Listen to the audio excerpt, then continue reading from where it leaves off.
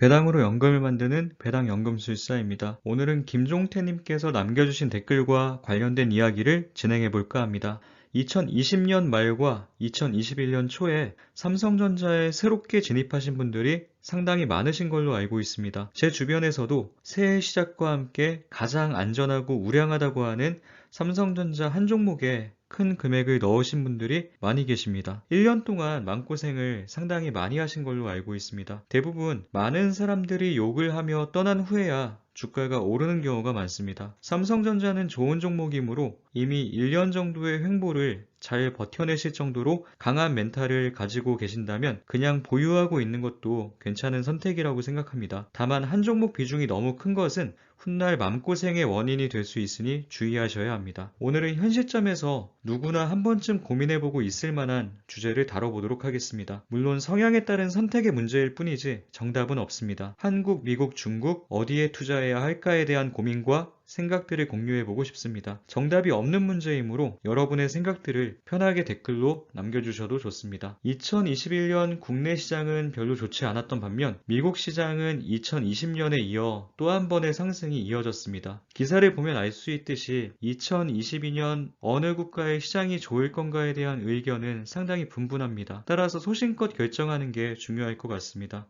저는 현재 한국 40%, 미국 40%, 중국 20%의 비중으로 투자 중입니다. 결론부터 말씀드리자면 저는 앞으로도 세 국가 모두에 투자를 진행할 예정입니다. 다만 비중에는 변화가 있을 것 같습니다. 저에게 단기간에 가장 큰 수익을 안겨다 준 시장은 단연 국내 시장입니다. 국내 기업 분석에 가장 많은 시간과 에너지를 쏟아왔으며 수익률 또한 가장 좋았던 것도 사실입니다. 하지만 솔직히 말씀드리자면 좋은 매도 시점을 잡는 것이 저는 언제나 어렵습니다. 또한 유망한 미래를 가졌지만 저평가된 새로운 종목을 찾아 앞으로도 끊임없이 에너지를 쏟고 시간과 감정을 소모하는 것이 아깝다는 생각을 하게 되었습니다. 다양한 관점에서 생각해본 결과 국내 기업 투자를 줄이고 미국 기업 비중을 높여야만 제가 좀 더 편안한 마음으로 평생 동안 투자를 이어갈 수 있겠다는 확신을 갖게 되었습니다. 이러한 확신을 갖게 된 사고 과정을 공유해 볼까 합니다. 함께 고민해보는 시간이 되셨으면 좋겠습니다. 저는 삼성전자 주주입니다. 하지만 오늘 이야기를 풀어나가기 위해선 삼성전자에 투자하고 계신 분들께는 조금 불편한 이야기를 해야 할 것 같습니다. 지극히 저의 개인적인 견해일 뿐이니 가볍게 참고만 하시길 부탁드립니다. 삼성전자는 우리나라 최고의 기업입니다. 삼성전자를 빼놓고는 국내 시장을 논할 수 없을 정도입니다. 2,700조 정도 되는 국내 시장에서 삼성전자 시총은 우선주를 포함해서 500조 이상입니다. 삼성전자의 국내 시장 차지 비중은 20에서 25% 정도 비중입니다. 좋은 얘기처럼 들리지만 잘 들여다보면 절대로 건전한 시장이라고 말할 수 없습니다. 화면에 기사를 보시면 알 수 있듯이 미국의 애플, 마소, 알파벳, 아마존, 페이스북 5개 기업 시총이 차지하는 비중이 20%임에도 쏠림 현상을 우려한다고 합니다. 우리는 삼성전자 하나가 차지하는 비중이 그 이상입니다. 2020년 말 기억하시나요? 거의 모든 종목이 하락하는 동안 삼성전자만 상승했던 기이한 현상. 삼성전자 주주들은 환호했지만 그 이외의 사람들은 코스피 지수는 오르지만 내가 보유한 주식은 하락하는 기이한 경험을 해야 했습니다. 내가 보유한 삼전 주가가 크게 오른다고 마냥 좋아하거나 내가 보유한 종목 주가가 떨어진다고 마냥 속상해하고만 있을 것이 아니라 실적이나 기업 가치와 상관없이 주가가 크게 오르고 내리는 시장이 과연 우리가 큰 돈을 믿고 투자해도 될 만큼 건전한 시장인가를 한 번쯤 생각해 봐야 합니다. 상대적 박탈감에 삼성전자로 옮겨 탔던 수많은 사람들은 지금까지 삼성전자에 물려있는 중입니다. 삼성전자가 차지하는 비중이 너무 크기 때문에 조금 과장하자면 삼성전자가 곧 코스피 지수입니다. 국내 운용 펀드들이 코스피 지수보다 낮은 성과를 내지 않기 위해선 삼성전자가 오를 땐 어쩔 수 없이 삼성전자를 보유해야만 합니다. 따라서 삼성전자가 오를 땐 다른 종목들을 팔아서라도 삼성전자를 보유할 수밖에 없는 상황이며 이러한 이유로 다른 종목들은 기업 가치와는 상관없이 주가 하락을 경험하게 됩니다. 우리의 종목 선택 실수도 아니며 기업 가치의 문제도 아닌 일로 주가 하락을 경험하게 되는 것입니다. 또한 펀드 매니저 입장에선 삼성전자를 많이 보유하는 것이 득이 될 것도 없습니다.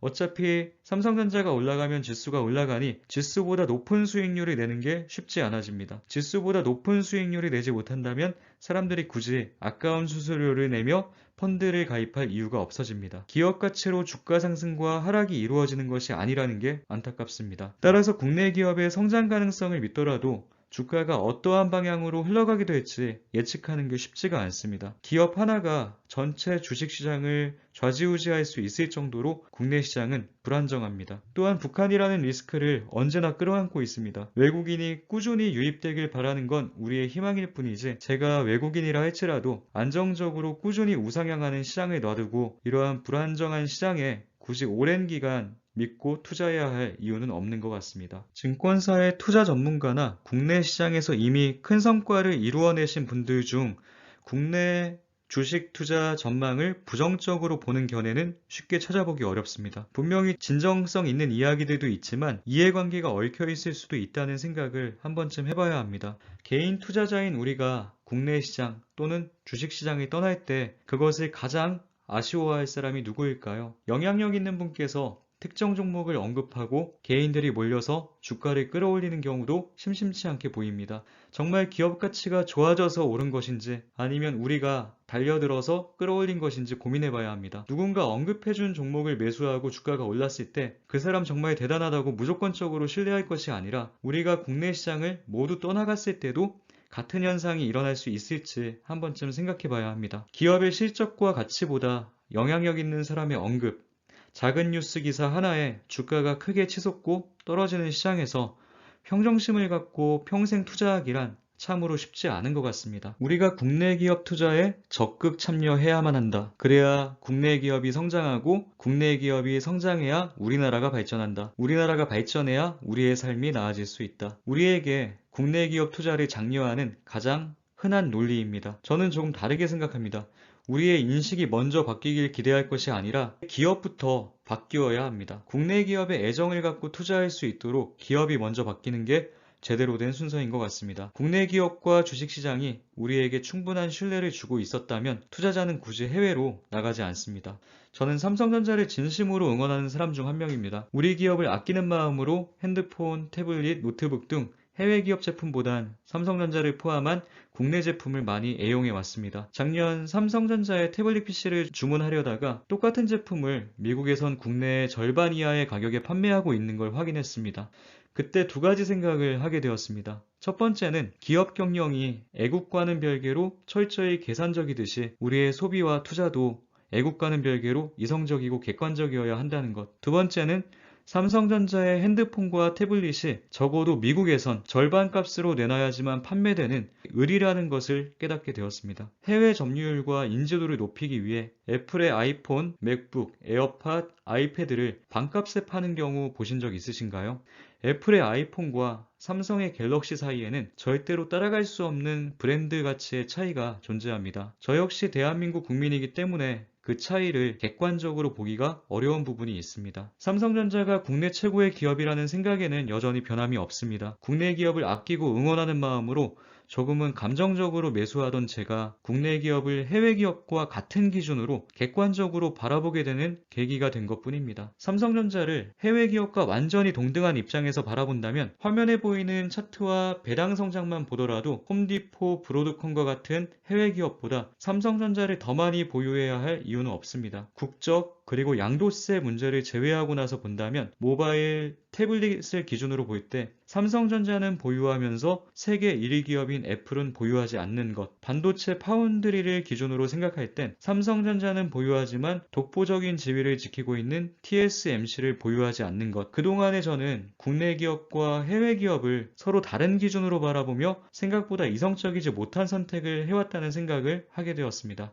객관적으로 바라보게 되니 자연스레 삼성전자 비중을 줄이게 되었고 배당 성장주 20개의 기업 중 하나의 기업으로 삼성전자를 보유 중입니다. 1억 배당 성장 포트폴리오에는 당연히 대만 1위 기업 TSMC도 삼성전자와 비슷한 비중으로 담겨 있습니다. 2020년, 2021년 모두 물적 분할에 대한 이야기가 정말 많습니다. 화면에 뉴스 기사를 확인해 보시면 국내 기업과 미국 기업의 경영 마인드 차이, 국내 시장이 미국 시장을 따라가기엔 아직도 한참 역부족인 단적인 이유가 보이실 겁니다. 제가 보유했던 기업도 정말 뜬금없이 물적 분할을 결정하게 되면서 엄청난 주가 하락을 경험했습니다. 기업에서 나름대로의 이유를 대기는 했지만 국내 기업의 경우 미국 기업과는 달리 개인 투자자에 대한 보호나 배려가 부족하여 기업과 개인이 신뢰관계를 형성하기가 어렵다는 생각을 하게 되었습니다. 기업이 벌어들인 이익을 주주들과 나누는 문화가 제대로 형성되어져 있지 않고 배당도 경영자의 이해관계에 의해 주거나 주지 않는 경우가 많습니다. 연기금 얘기도 빠질 수가 없습니다. 앞서 언급한 종목은 연기금이 평단